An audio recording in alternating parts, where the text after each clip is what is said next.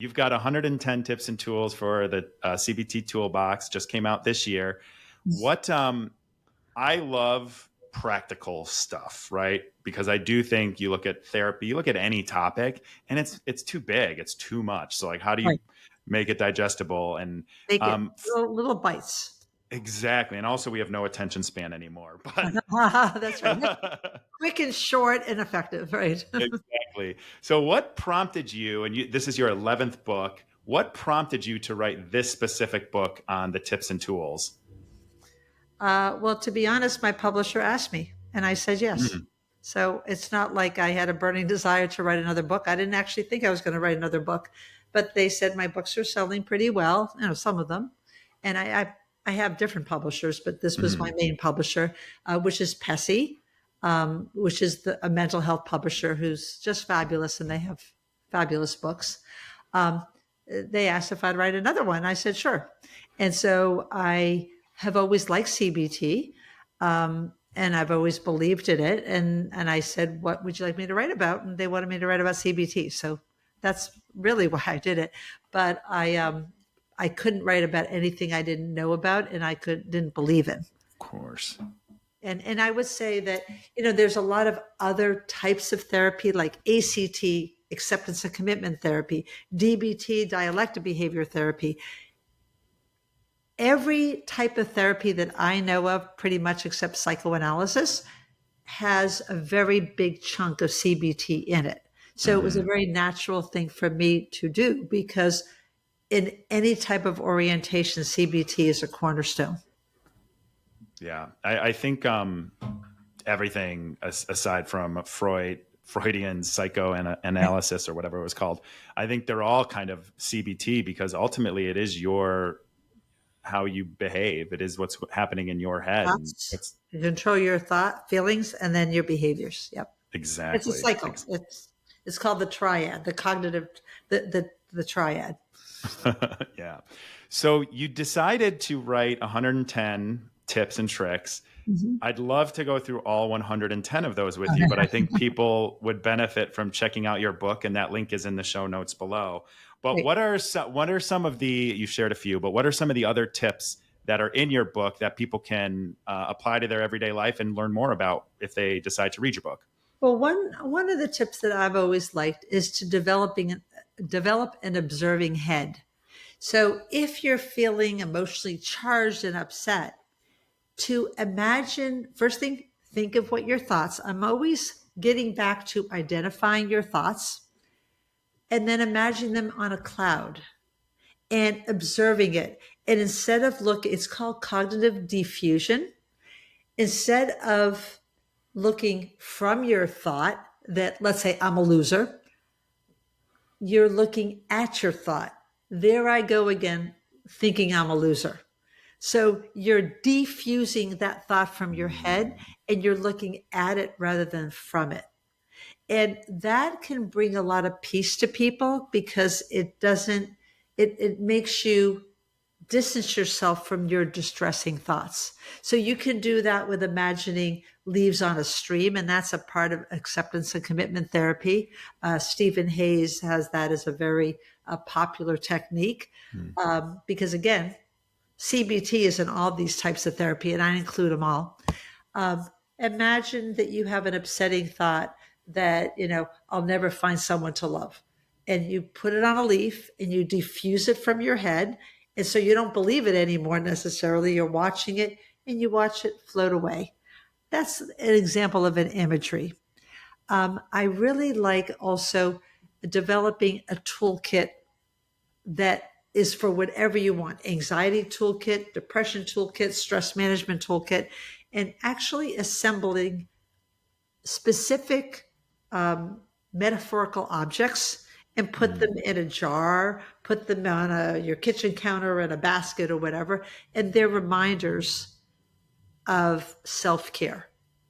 So that could be a Hershey kiss to remind you the importance of self-love, for instance, self-kindness. And then maybe an elastic band to remind you, just like the guitar string, if I stretch too much, I'm going to break. I'll have a nervous breakdown. But if I don't get engaged and committed, I'm going to feel kind of hopeless and depressed. I want to have the right amount so that elastic band can trigger. And you can do that with your kids.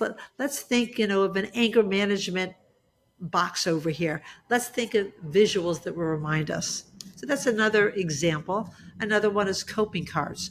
A lot of times when, let's say you're speaking up at a meeting and you're really nervous, make up some cards, whether you're printed on the computer and, and print it up, or just write it on, let's say, old fashioned note cards. When I get nervous, I'm going to remember my self-worth does not depend on what other people think of me. What I have to say is important. Maybe you can have a quote, an affirmation. Those are also in my book. Thinking of self I uplifting have statements I have a list and of reminders. affirmations Oh wow! laminated. What do you have written Yeah. here? So these are, I have them laminated. I have them on my monitor here. I try to remember to read Wow. them every day. Yeah. Um, Can you I share a am, couple? yeah, I'd be happy to share them. I don't know. I did these over a year ago. I'm trying to remember why I did the first one, but it was, I am handsome. Right? I You are. am, thank you. I am worthy. I am divine. I am deserving of what I want. I am lovable just as I am. I will always survive. I will never give up. I'm resilient and I always try my best. Oh wow, okay. I love it. And that's such a perfect example of one of my tips is reminding you of your worth in whatever form you need with affirmations. And you can even have affirmations in a box. You Mhm. put all those affirmations, you make strips, you print them up, make strips, and then every day that will be your affirmation to focus on that day. There's a That's lot of things you can do with affirmations to remind you of your worth. and so practical. Like everybody essentially has access to paper and Yep. a box or a cup or a bowl or Yep. anything like that. And Exactly. that's what I like about the way you kind of simplify things, because again, it's like you look at, even if I were to look at your book and it was um, applying CBT techniques to your everyday life, overwhelming. That's but here's 110 quick Right. tips and And they're tricks. all on their own. So it's not as overwhelming because let's say you want to overcome regret. You go to the regret chapter and there's different, there's 11 items in each chapter and Mhm. you look at what, getting over guilt, you know, having, certain topics within regret and whichever appeals to you that day, so it's not Yeah. like you have to read the whole thing to get there. You just pick it up. So it's not as overwhelming as some books because you don't need to have the other four chapters before. You just go right Exactly. there and you read the tip. And then there's usually a worksheet or a handout. CBT is very rich in worksheets and handouts. And because if you go to therapy, let's say, and you learn skills, it's kind of like going to have a personal training session with a physical trainer. Hmm. If you don't practice between sessions, how fit are you going to get? So Very. you need to have some of the routines that you do so that by the time you go to the session, you're already even stronger. And you're building on your skill set. That's Exactly. the Need yeah. repetition, like with logs and diaries. The some of the tips are like logs that you could fill out. And I recommend in my book to copy those logs so that you could keep on filling them out. And Yes. maybe you don't do it for a couple of weeks until something comes up and you feel the need. Then you have the tool. Maybe you Hmm. don't always need the tools, but Exactly. when you need the tools, you know where to go. Yeah, exactly. Exactly. And then you're not starting from scratch every single Exactly. time, which is how I know Exactly. I used to feel. Every time it would be a breakup, it'd be a tough day at work. I always felt like I was starting over. Like I learned nothing. You, but you do. Yeah, You learned a lot, and it's accumulated wisdom. that's a good point. And you're never starting over. You start from where you were with your experience. Thank you for listening to this clip from the full episode of Eyes Wide Open. Please like and subscribe for daily clips and new episodes that drop every Tuesday. I appreciate you.